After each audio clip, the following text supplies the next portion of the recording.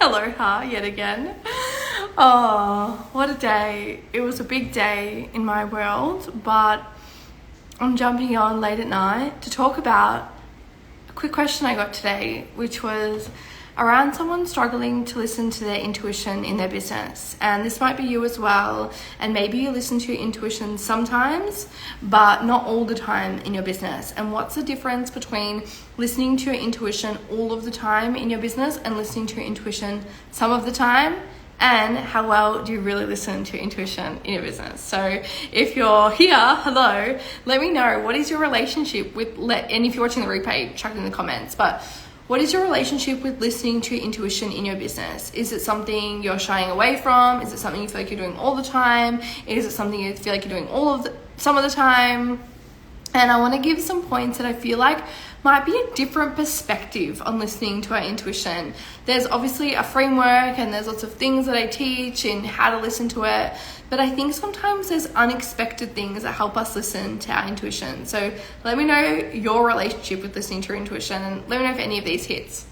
So one underestimated thing that I think I've struggled with recently is that I am someone who really listens to my intuition, but recently I found myself a little bit indecisive and a little bit slower, which is rare for me, right? One thing I think is really helpful is I call closing loops. Close your loops. So for example, an open loop might be something like, oh my gosh, I need to do the thing for the bank. Oh my gosh, I need to go do that other boring task. Oh my gosh, I need to reply and message this person and this person. And they're open loops. So imagine every time you have an open loop, right? It's energy taken away from you. So every time you think about the open loop, like, oh my God, I gotta do that. It's energy that's being taken away from you. And in that energy being taken away, it's harder to hear your intuition. It's harder to feel fully connected. So I think a really underestimated thing to do to hear your intuition more is to close the loops. So what I did today is I just wrote a big long list of all the loops that were open in my life that were running around in my head. Following up with this person, replying to this person, making a decision, big or small. And I started to close them one by one. And I found as I closed them, I had more clarity on my intuition. I love that. Oh my God, Adriana, I literally had this convo with my mentor. Yes, that is so good. That's the energy, right? It is closing loops. It is the most powerful thing. I had so many people, one of my clients just joined in actually, and she said she worked with me a year ago and she was like, closing loops is one thing I always remembered about you. I still do it a year later to this day. I love that. It's like I was meant to come on here and talk about it.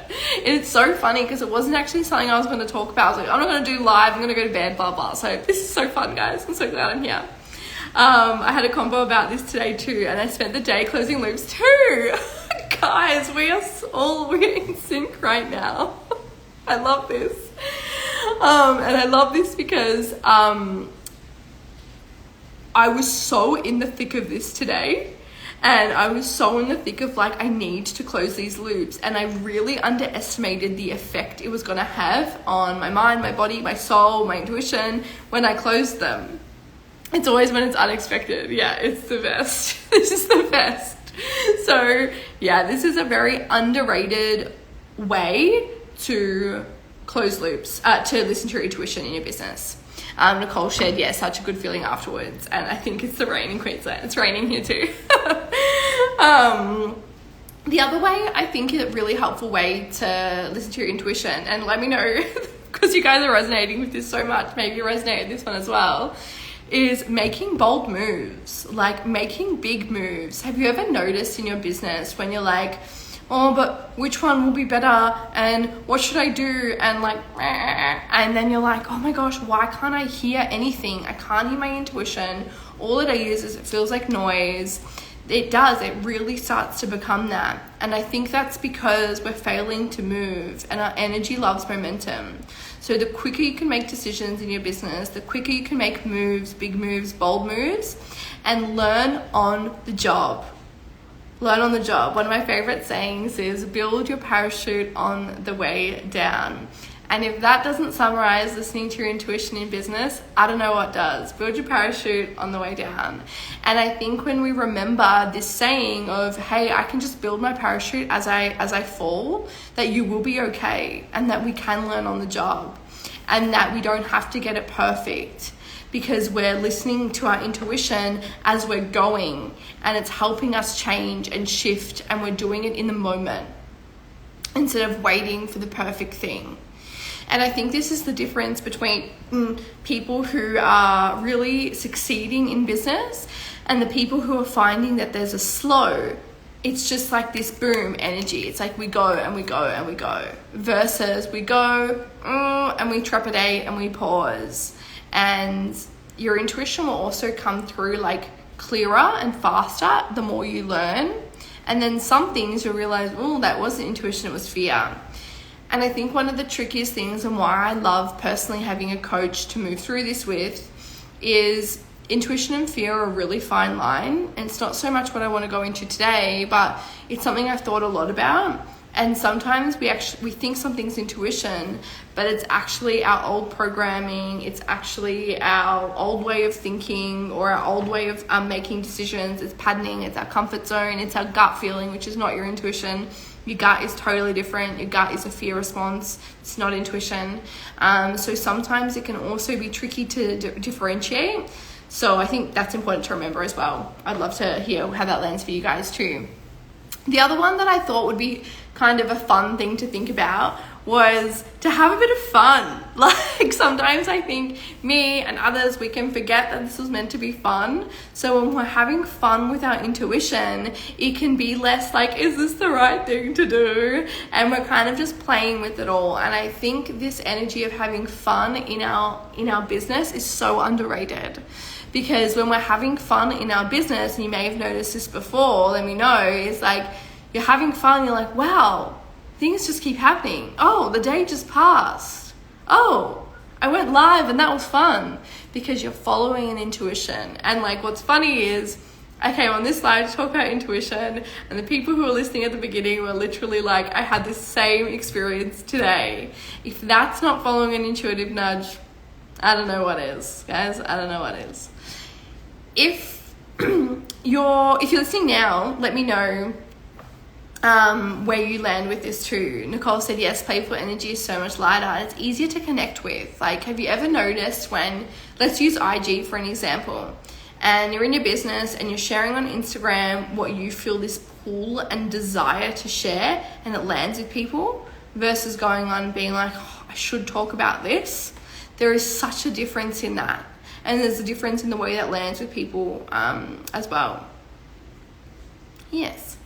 The last bit I'll touch on as well, and if you guys have any questions about any of this, feel free to chuck them here or in the comments in the replay, is control. And I think that when we're leaning into our intuition, what we actually notice is the wound of our controller. And the big thing that I love to work with people on is the inner work and where this came from. So if we're struggling to hear our intuition, it's usually inner work that needs to be done. And I don't believe we get a clear read for a really long time, although we can practice with it no matter what. And when we're doing that inner work, we start to understand, okay, where is this pattern of control coming in? Okay, where haven't I trusted myself? Okay, what is the noise? Where is that from? So I actually believe a really big part of connecting with our intuition is the inner work, is understanding our relationship with control, understanding our relationship with attachment. And maybe this has been the experience for you guys as well. Maybe you have worked on this already, and I would love to hear, what is that relationship like? For me, it was definitely a relationship with control that I had to work through.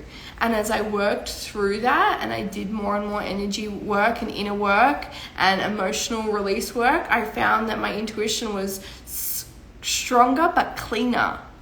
And it's almost like I went on a bit of a pendulum swing. When I first started this work, my intuition felt so strong, and then it kind of went away and I was like, well, this is weird. And I did some really powerful inner work, and then I found my center again.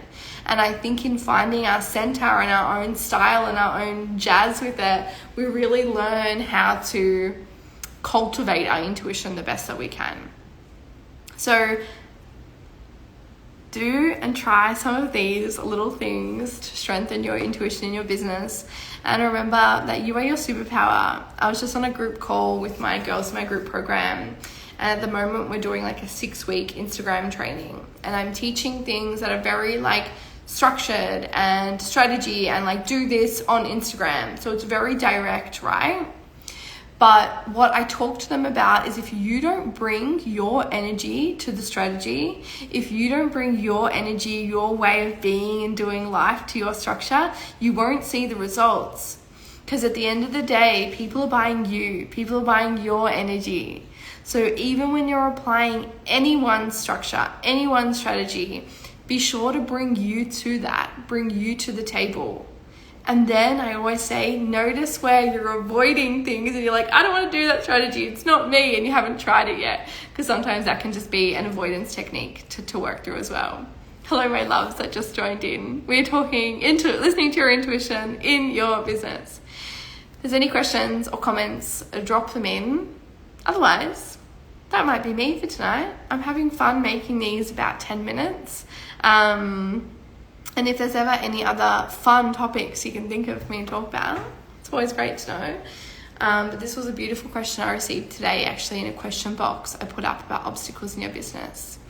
And in my program, there's actually, in my online program, the person that asked that actually has the online program. There's like a bonus section as well where I teach some of my older content, which was a lot about how to get to this place of hearing our intuition. So I've been teaching this for a long time and I love how it's refined over time. It's so cool. So close your loops, close your open loops. You'll be surprised by how much energy you gain in return. Do the boring stuff. Make big, bold moves, even when they don't make sense, even if you don't know if they're the right thing to do yet. Make moves. Your business loves momentum more than anything in the whole wide world. Learn as you go, build your parachute on the way down. Have fun along the way. Don't forget to notice your patterns of control and know that the easiest way to start listening to your intuition will be inner work. Thank you so much. This was so much fun, and I'm so glad so many people at the beginning could relate. That was hilarious. Very intuitive also. I love you all. Thank you for being here. I'm excited to hear how this all lands. Share your biggest takeaway with me here. Share your biggest takeaway in a comment. It's always beautiful to hear what really lands. And I think when we share these types of things, it solidifies the knowledge within us, and then it also helps me to know what's working, what's landing. I love you all. Hello Narelle, hello Gordana, I love you guys. Oh, hi Mum, you just joined. I can't leave yet, my mum just joined. Hi Mum. Anyways, Mika said, I love how much I've seen you this morning. I know you just spent a whole hour with me and now you get another 10 minutes, 15 minutes with me. How good is that? I love this too. Makes me very happy. Very happy. All right, everybody. I love you so much. Thank you for being here. Thanks for listening. And until next time. Bye, bye, bye.